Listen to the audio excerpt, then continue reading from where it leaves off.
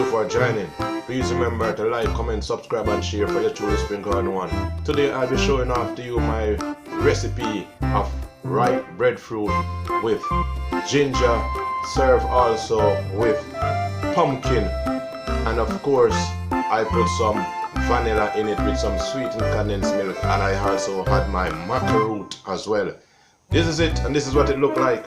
This is the breadfruit peel, but I did take out the ripe breadfruit out of it, and of course I put it in the fridge.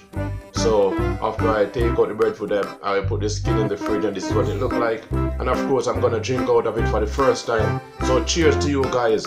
Please remember, it is your truly Sprinkle one coming to you with this recipe, and I'm gonna taste it at this moment.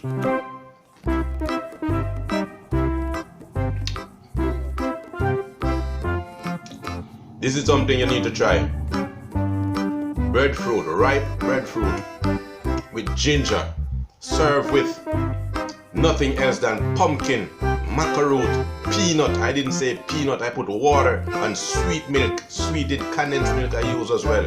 It is very, very delicious. Wow.